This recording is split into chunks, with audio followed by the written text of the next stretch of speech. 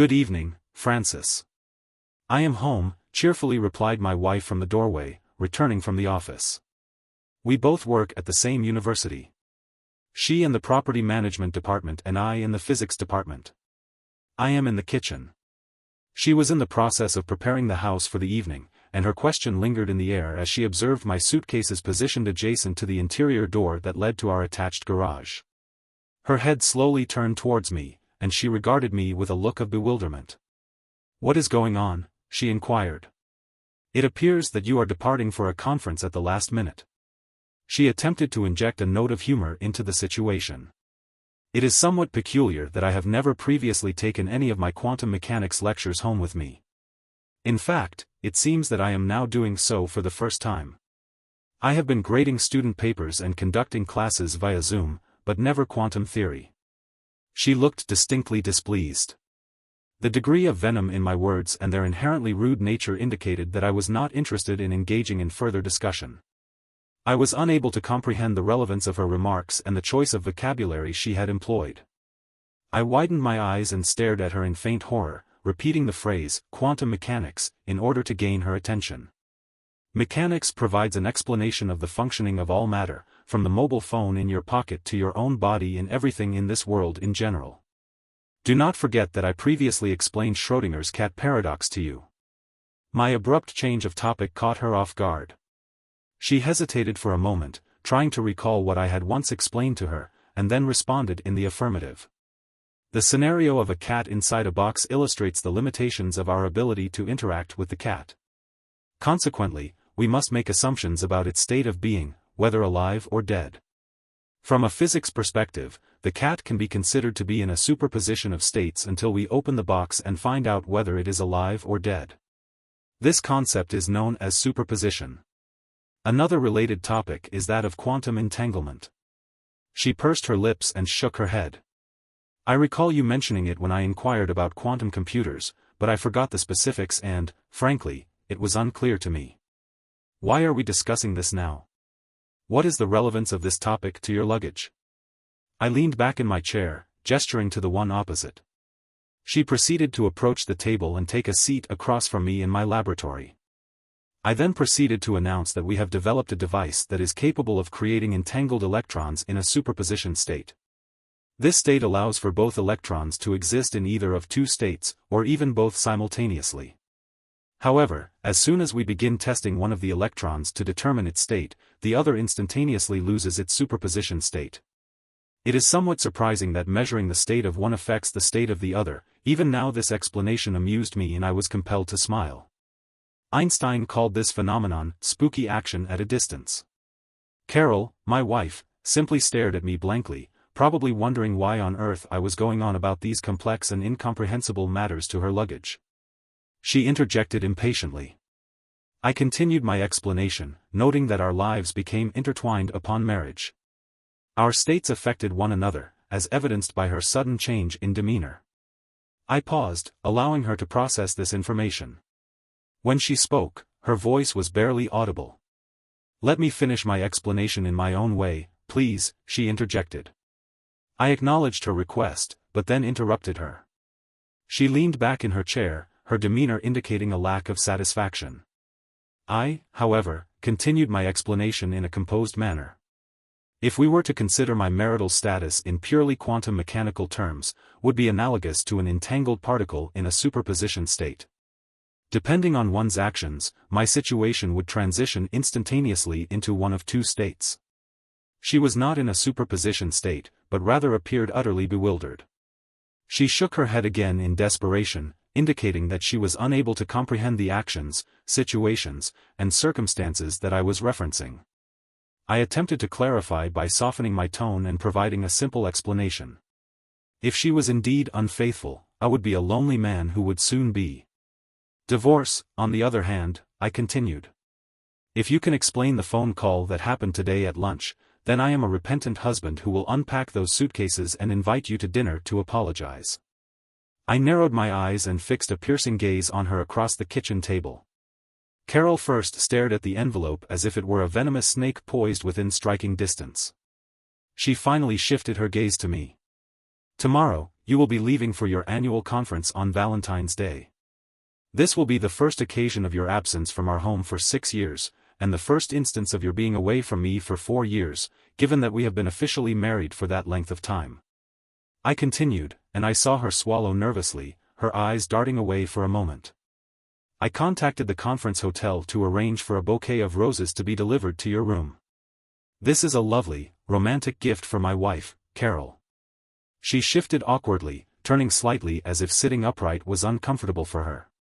However, the lady at the front desk innocently assumed I was the man with whom you shared your room.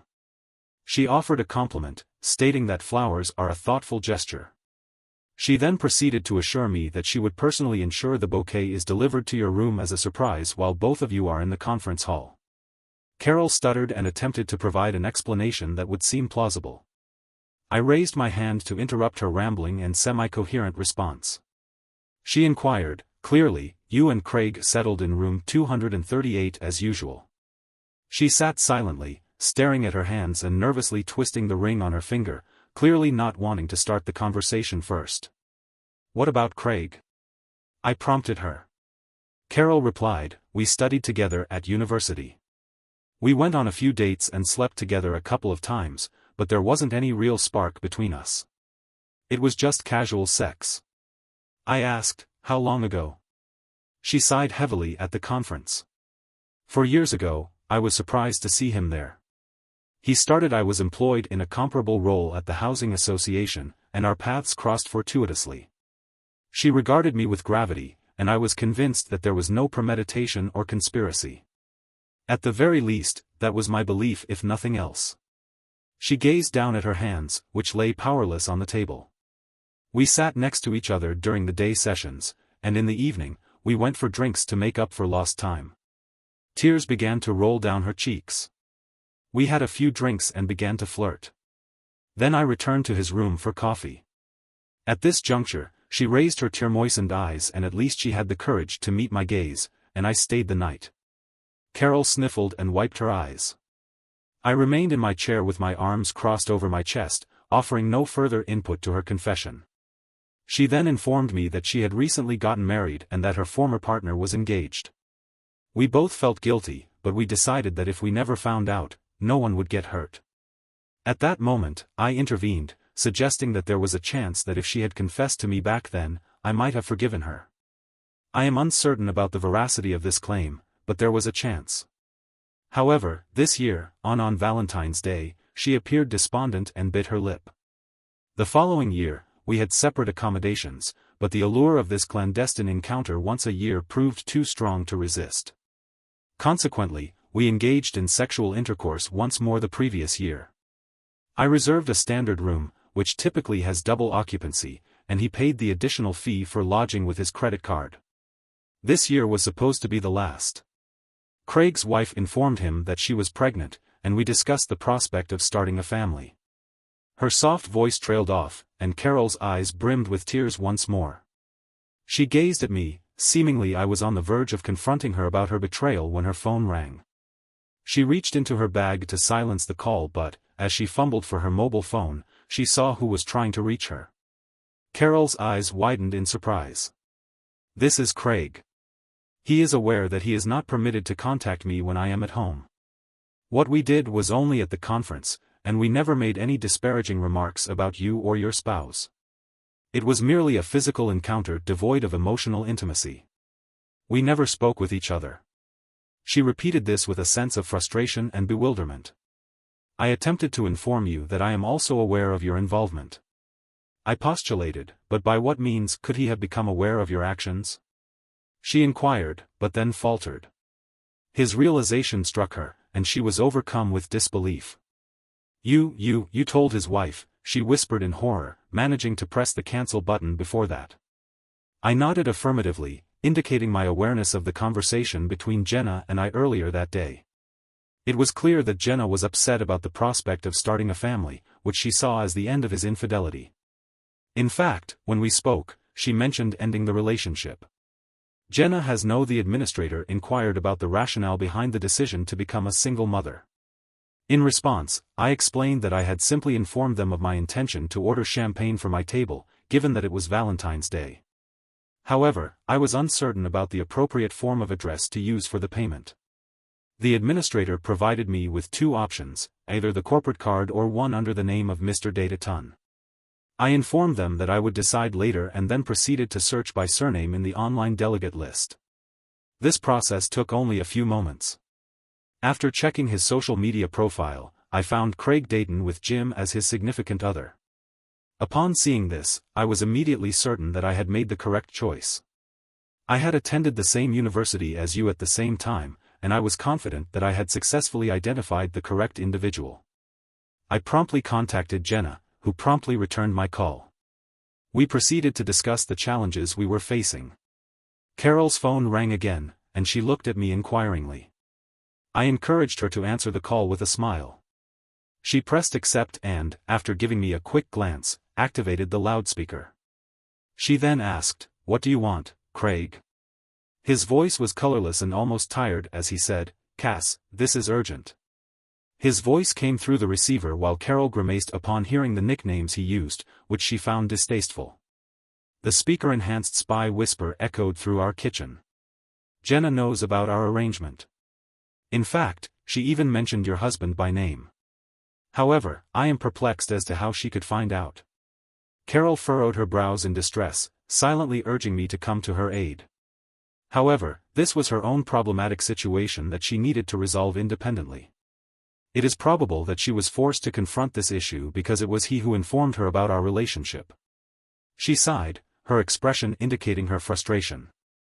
She demanded details and suggested that we attempt to provide an explanation. However, I am skeptical that we can come up with a plausible narrative. My wife snorted in disagreement, expressing her doubts.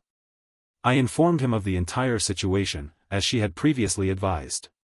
Carol observed as I began composing a message on my phone.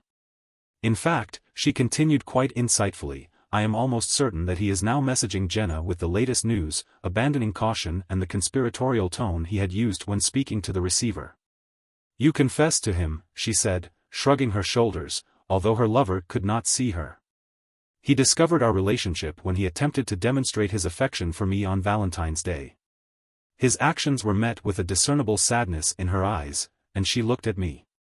It was evident that HEK would never trust me again, and it appeared that our relationship was over.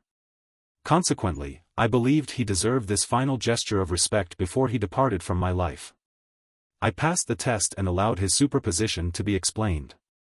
The current situation was evident to me, yet it was of no consequence to her uninformed partner, Carol. Craig continued to speak, though the call was ended by him. She then tapped the screen a few times, looked up at me, and shrugged. She proceeded to explain that she had blocked him. She was aware that this information was not of immediate consequence to me, but she felt it was important for me to be aware that he could never replace me. On a tedious evening spent alone in a distant hotel, she arose from her seat, dabbed at her eyes with the back of her hand, and regarded the envelope that remained on her side of the table. "I'll assist you to the vehicle," she stated in a subdued, acquiescent tone.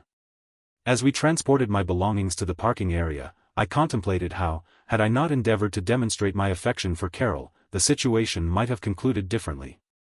Had I not attempted to demonstrate my affection for her on Valentine's Day, the situation might have concluded without incident.